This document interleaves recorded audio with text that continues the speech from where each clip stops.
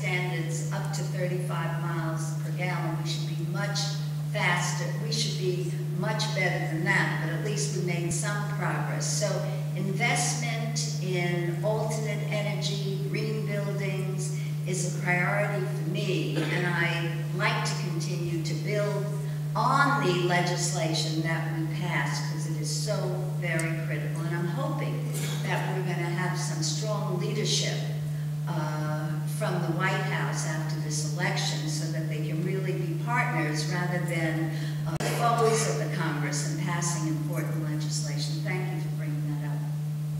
Mr. President. I've always been very sensitive to the needs of preserving our environment.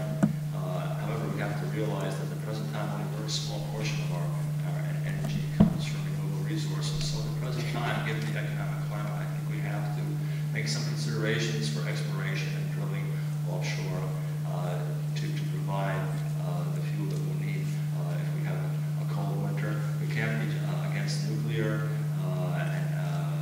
energy and against the nuclear plant here, and also be opposed to drilling, or also end up with firewood and candles this winter time. I myself, in a recent trip to Europe to visit some friends I'd seen for 20 years, was struck by the number of wind turbines, and I had the opportunity to meet with one of the executives of Vestas, one of the big companies in Denmark, there, who gave me a wind map of New York. And even here in Westchester County, there are places that wind energy would be feasible. So I'm a big advocate of that. I think we need to research more renewable energy opportunities. Okay, next question. Just to piggyback on this energy issue. Could we have the end of Oh, sorry. Gallery Stenia, 39 Parkview Avenue. What do you propose would be the forum or the government program for either researching these types of fuels so that we don't spend money, on everything? And, some people talk about a Manhattan Project type of thing, or is there a specific government program where the government would sponsor things or fund research for that, research, things like that? That would be you, Mr. President. Well, the Department of Energy is currently sponsoring research into a number of these areas, and I think that's very important to continue that and to be attuned to the energy issues throughout our district. I was struck. I was in near Haverstraw. They have a Morant energy plant that used to be burning coal, which had major problems, and they no longer contribute to the overall tax structure of that area. Those folks have to have their school taxes doubled. And I asked them if there had been any local congressional interaction, and they told me there hadn't been. And I would certainly like to be involved in helping localities transition from coal or other energy sources to more renewable energy sources right here within the 18th Congressional District. Ms. Lowey. I'd be happy to share the legislation with you because it also had provision for clean coal. And you mentioned drilling before. There are currently 68 million acres that are available for drilling. 50% are offshore, 20% in Alaska. And I would say to the oil companies, use it or lose it. And I'd get rid of all those special giveaways that we were giving them. You often ask me, what would I cut? I cut some of those those special tax advantages to the oil companies, frankly, and get them to focus on alternate energy. And frankly, if they have those acreage, rather than saying drill, drill, drill, let them drill or lose the land. All right, next question. All of your concerns have been answered? I don't think I need to get my particularly long part, but at what point are we going to be honest with the public? Everyone is promising new ideas. All we need is more money for this and this and this.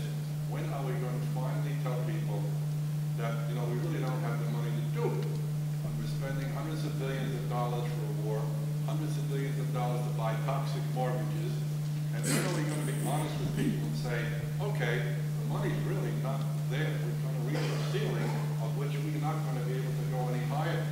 Say, well, we're going to have to prioritize a few things we'll be able to do, and that's about it. All these other nice ideas that all they need is a few $1 billion here and there are not going to be available. Thank What you. do we do then? Thank you.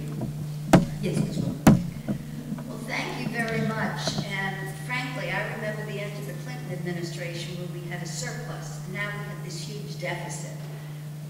We expect with the new administration to begin bringing our troops home. And looking at what happened today with Al-Maliki and others in the government opposing this new security arrangement, I'm not sure what's going to happen next. But we have a responsibility to say to Al-Maliki, this is your responsibility now, we're bringing our troops home. That's $12 billion a month. Now, it's going to take about 16 months, and that's going to cost money, but at least we have a focus. Secondly, I guess that's why I'm a Democrat, my friend. We make choices, and I do believe that education is key. And we have a responsibility, even though the federal government, frankly, just provides about 9% of the money for education. Education is primarily a state and local issue.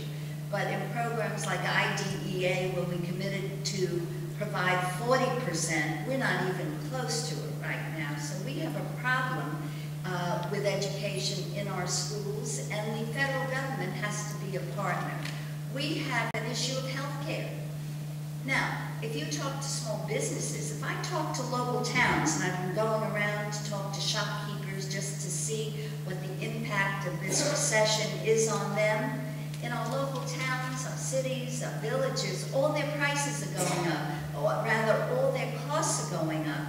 And if you don't want to see an increase in property taxes, there has to be more revenue sharing, more investment. So education, health care, housing, preserving Social Security and Medicare. Thank goodness we didn't privatize Social Security as this president wanted to do. Mr. Russell. That's why when it comes to military spending, one might keep in mind that my opponent voted to authorize the invasion of Iraq in October of 2002, although most of the members of our party voted against that, and I opposed the entry of the United States into the Iraq war from the very onset. I'm also concerned that there will be additional costs if we get involved in the conflict of Iran, as I alluded to earlier, given the legislation that Nita Lowey has co-sponsored. Nita Lowey is the sponsor for $1 trillion 2008 omnibus appropriations bill that various organizations mentioned had about $13 billion in earmarks.